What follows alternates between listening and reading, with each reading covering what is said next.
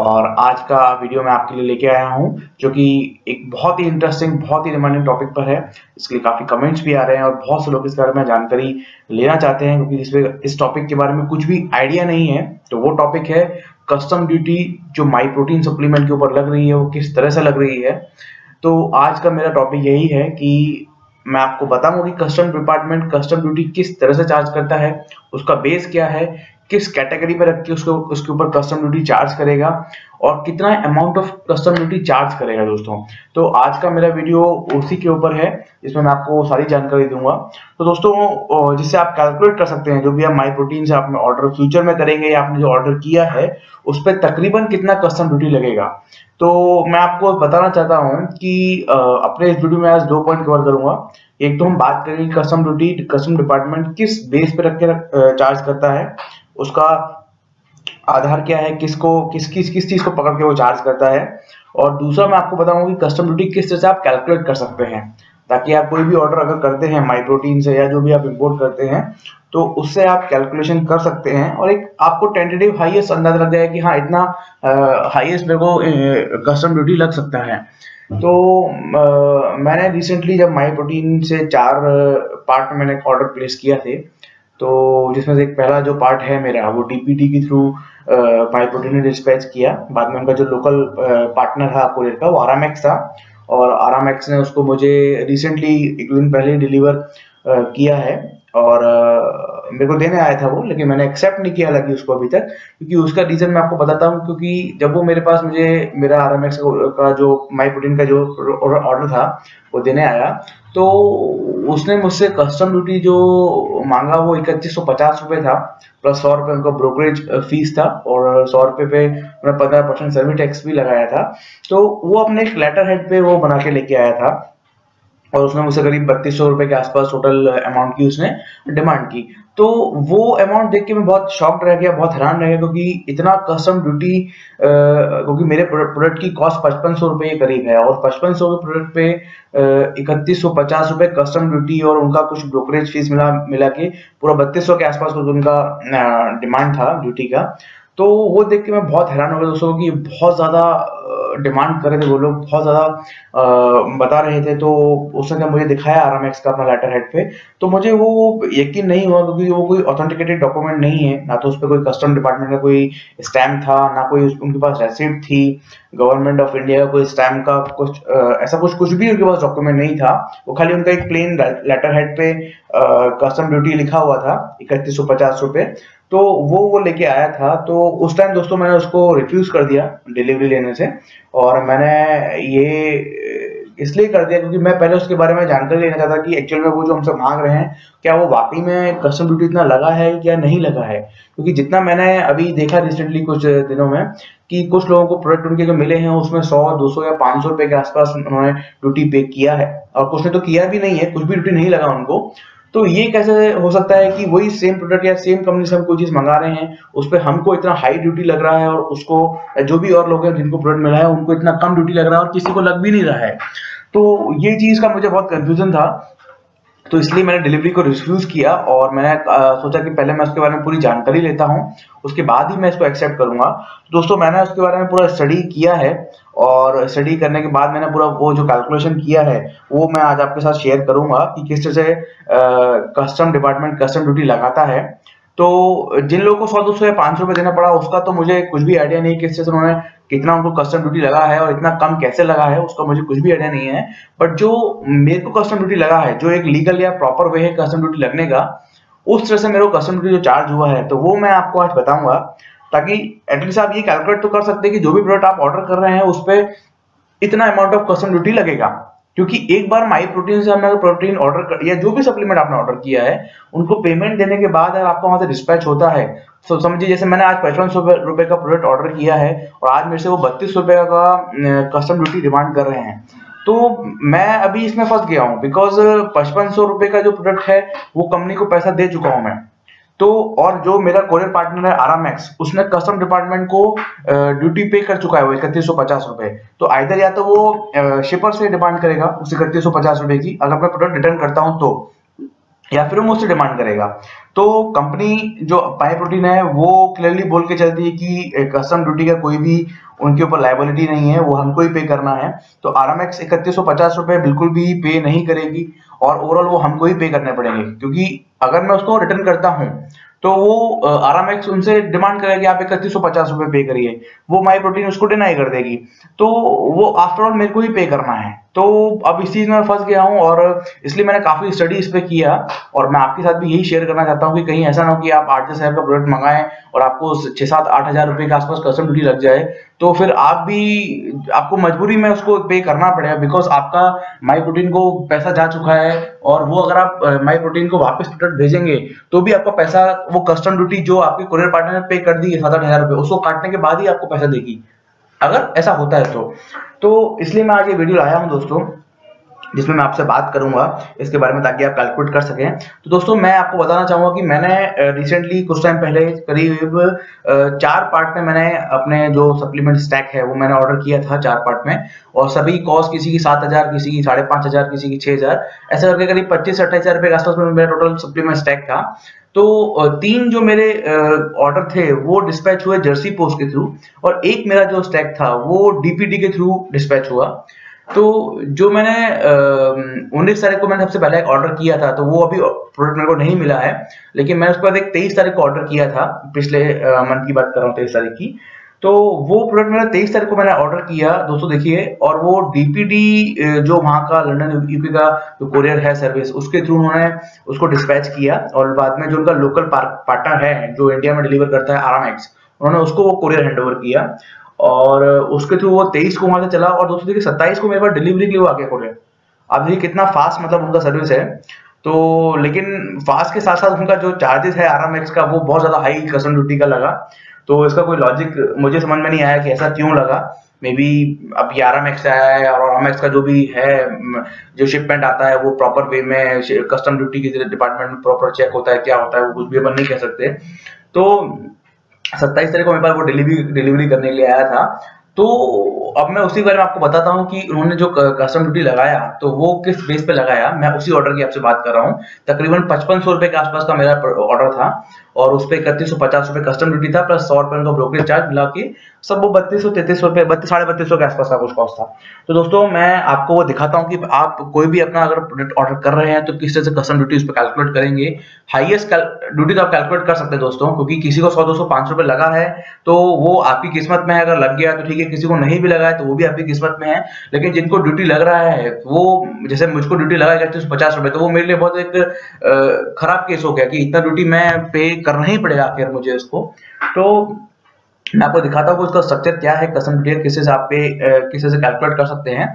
तो मैंने इस पर काफी रिसर्च की दोस्तों आप लोगों के लिए, तो आज मैं वही आपके संग शेयर करता हूँ, और मैंने बहुत सारी रिसर्च करने के बाद ही आपको ये मैं अपना वीडियो लेके आया हूँ। तो सबसे पहले मैं आपको बताना चाहूंगा कि कस्टम डिपार्टमेंट कस्टम ड्यूटी किस तरह से चार्ज करता है दोस्तों। तो वो कस्टम डिपार्टमेंट सबसे पहले मैं बताऊँ किससे चार्ज करता है।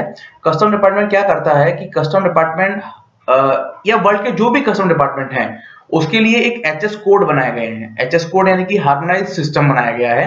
तो उस हार्मोनाइज्ड सिस्टम में क्या होता है कि जो भी हम इंपोर्ट या एक्सपोर्ट करते हैं उसको एक क्लासिफिकेशन दिया गया है, मतलब उस प्रोडक्ट को क्लासिफाई किया गया है उस कोड के अंतर्गत कि ये प्रोडक्ट को ये कोड दिया जाएगा।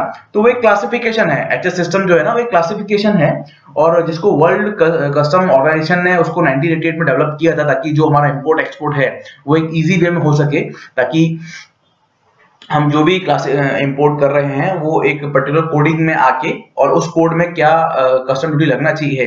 तो वो हर कंट्री में एचएस कोड चलता है दोस्तों इंपोर्ट एक्सपोर्ट में। ये कस्टम जो ऑर्गेनाइजेशन है उसने बनाया था ताकि इंपोर्ट एक्सपोर्ट इजी हो सके, और ये इंटरनेशनल सिस्टम है दोस्तों, स्टैंडर्ड सिस्टम है, इंटरनेशनल सिस्टम है ये, इसको सभी लोग फॉलो करते हैं, हमारा इंडिया भी फॉलो करता है। तो दोस्तों ये एक सिस्टम होता है, तो ये एचएस कोड होता है। तो हमारा जो प्रोडक्ट है उसका भी एचएस कोड मैं आपको बताऊं क्या एचएस कोड किस कैटेगरी में आता है। तो स्पोर्ट्स न्यूट्रिशन जो कैटेगरी है वो उसमें ये कवर करते हैं इसको कस्टम डिपार्टमेंट। तो दोस्तों मैं आपको दिखाता हूँ इसमें कि इसकी कैलकुलेशन कैसे की जाती है। तो दोस्तों देखिए कस्टम डिपार्टमेंट कस्टम ड्यूटी कैसे कैलकुलेट करता है, उसका एक जो लीगल वे है वो ये वे है। ये दोस्तों आप अपना जो भी प्रोडक्ट ऑर्डर करेंगे उस पर कस्टम डिपार्टमेंट इतना ड्यूटी लगाएगा, और उसने इसमें सारी ड्यूटी लगा दी है जो भी लगती है। और मैं तो बहुत ज्यादा इसको हैरान होगी, उसने इतना ज्यादा चार्ज किया है अमाउंट कस्टम ड्यूटी। तो सबसे पहले मैं आपको बताता हूँ कि कस्टम ड्यूटी का प्रॉपर वे क्या होता है, कैलकुलेट करने का क्या प्रॉपर वे होता है, मैं आपको बताता हूँ। सबसे पहले आपका जो असेसेबल वैल्यू होता है वो क्या होता है, CIF value plus landing cost. तो CIF वैल्यू क्या होता है, C से आपका कॉस्ट हो गया, I से आपका इंश्योरेंस हो गया, और F से आपका फ्रेड हो गया। तो कॉस्ट, इंश्योरेंस और फ्रेड प्लस लैंडिंग कॉस्ट मिला के आपका बनता है असेसेबल वैल्यू, ठीक है। उसके बाद जो असेसेबल वैल्यू बनता है उसके ऊपर आपका बेसिक कस्टम ड्यूटी चार्ज होगा जो कि 30% होगा। दोस्तों ये सबका अलग अलग परसेंटेज है, किसी का ज्यादा है किसी का कम है, लेकिन जो हमारा स्पोर्ट्स न्यूट्रिशन की कैटेगरी है उसके ऊपर 30% बेसिक कस्टम ड्यूटी है। तो असेसेबल वैल्यू का 30% आपको बेसिक कस्टम ड्यूटी हो गया। उसके बाद एडिशनल एक ड्यूटी लगता है, वो CVD भी बोलते हैं उसको, काउंटर वेलिंग ड्यूटी बोलते हैं, जो कि एक एडिशनल इंपोर्ट ड्यूटी है। तो वो जो भी हम इंपोर्टेड वो गुड्स इंपोर्ट करते हैं उस पर चार्ज की जाती है। मतलब ड्यूटी तो ये ले रहे हैं कस्टम ड्यूटी, उसके बाद एडिशनल ड्यूटी और लगा रहे हैं, तो वो है 12.5% दोस्तों। तो वो 12.5% हमको ड्यूटी किस पे लगेगी, असेसेबल वैल्यू प्लस कस्टम जो बेसिक ड्यूटी है उन दोनों का जो सम होगा उसके ऊपर 12.5% हमको एडिशनल ड्यूटी देनी पड़ेगी दोस्तों, देखिए। और उसके बाद फिर जो एक और टैक्स लगता है वो मैं आपको ये बता रहा हूँ कि टोटल आपका जो कस्टम ड्यूटी है वो कैसे कैलकुलेट होगा दोस्तों। तो फोर्थ जो आपका आता है वो कस्टम एजुकेशन सेस आता है जो कि 3% है। तो कस्टम एजुकेशन सेस किस पे लगता है, आपका एक तो बेसिक कस्टम ड्यूटी प्लस आपका जो एडिशनल ड्यूटी आपने पे की है उसका 3% आपको कस्टम एजुकेशन को सेस देना पड़ता है। फिर उसके बाद आपका लगता है स्पेशल CVD दोस्तों, इसके बाद दोबारा स्पेशल एक एडिशनल ड्यूटी दोबारा लगा रहे हैं जो कि है 4%। तो वो आपका असेसेबल वैल्यू हो गया plus basic custom duty plus additional duty plus custom education cess, तीनों इन चारों का सम करने के बाद उनका 4% आपका स्पेशल CVD हो गया। तो ये चारों चीज का जो भी सम आएगा दोस्तों, ये चारों चीज का जो भी सम आएगा वो आपका सॉरी चारों का नहीं, सेकंड थर्ड फोर्थ फिफ्थ का जो भी सम आएगा आपका वो आपका कस्टम ड्यूटी बनेगा। तो मैं आपको बताता हूँ कि जो मैंने सप्लीमेंट ऑर्डर किया था उसके ऊपर कस्टम ड्यूटी जो लगा है उसका मैंने आपको एक एग्जांपल बना के दिया है। तो दोस्तों देखिए, सबसे पहले असेसेबल वैल्यू जो था मेरा उसका वो 5826.18 था, प्लस उसके बाद लैंडिंग कॉस्ट जो भी आपका असेसेबल वैल्यू होगा उसका 1% लैंडिंग कॉस्ट होती है। तो वो मेरा असेसेबल वैल्यू बन गया 5884.45। तो ये मेरा असेसेबल वैल्यू बन गया। अब असेसेबल वैल्यू का 30% तो हो गया हमारा बेसिक कस्टम ड्यूटी। तो देखिए दोस्तों, यहाँ मैंने इसका 30% निकाला है जो कि 1765 रुपए 34 पैसा हुआ है। और उसके बाद फिर एडिशनल ड्यूटी जो हमारा लगता है इंपोर्ट ड्यूटी, वो जो 12.5% है, तो 12.5% हमारा किस पे लगेगा, accessible value plus basic custom duty का जो सम होगा जो कि 7648.78 है उसका 12.5%, तो वो हो गया 956.22। उसके बाद आपका कस्टम एजुकेशन सेस जो 3% है वो किस पे लगेगा, basic custom duty plus additional duty का 3%, तो वो हो गया 2721 रुपए का 3%, 81 रुपए 85 पैसे। उसके बाद जो स्पेशल जो CVD है वो जो कि 4% है, वो चारों का जो भी सम है, ऊपर जो हमारा असेसेबल वैल्यू हुआ वो basic custom duty, additional duty और कस्टम एजुकेशन, इन चारों का जो सम होगा उसका 4% वो होता है 347.51 रुपीज दोस्तों। तो ये सब कैलकुलेट करने के बाद जो हमारा ड्यूटी आता है वो कितना आता है, टोटल जो कस्टम हमको पे करना पड़ेगा। तो सेकंड का हमारा कितना आया 1765, प्लस थर्ड का कितना आया 956, प्लस फोर्थ का प्लस फिफ्थ का, तो इन चारों का जब आप सम करेंगे तो बनता है 3150 रुपए 72 पैसे। तो दोस्तों यही ड्यूटी वो मेरे से डिमांड कर रहे हैं कि आपको 3150 रुपए करना है। हालांकि ये बहुत ज्यादा है मेरे प्रोडक्ट के लिए, और इतना तो मैंने एक्सपेक्टेशन किया ही नहीं था कि मेरे को इतना ड्यूटी पे करना पड़ेगा मात्र 5500 रुपए के प्रोडक्ट के लिए। और ये तकरीबन वही बात आ जाती है कि हम लोकल मार्केट से लेते हैं और फिर हमने यहाँ से इंपोर्ट किया, इतना ड्यूटी लग गया। और इसीलिए क्या होता है दोस्तों, जो भी हमारे इंटरनेशनल सप्लीमेंट हैं, जो भी हम मंगाते हैं, जो भी बड़ी बड़ी कंपनियां हैं इंटरनेशनल, तो उनके ऊपर इतना ज्यादा हाई ड्यूटी लगाते हैं, इसलिए वो इतने महंगे प्रोडक्ट हो जाते हैं। आप देखिए 5500 का प्रोडक्ट 3150 पर ड्यूटी पे कर रहा हूँ मैं, और गवर्नमेंट ने ऐसा कोई ड्यूटी छोड़ा नहीं जो ना लगाया हो, हर तरह का ड्यूटी लगाया। उस पर बेसिक ड्यूटी लगाया, उसके बाद एडिशनल ड्यूटी और लगाया, उसका कस्टम एजुकेशन सेस भी लगाया, और उसका स्पेशल CVD लगाया। तो ये अब हमारा इंडियन गवर्नमेंट का, तो इसमें मैं कोई कमेंट नहीं करूंगा। तो 3150 रुपए दोस्तों ये ऐसे बना।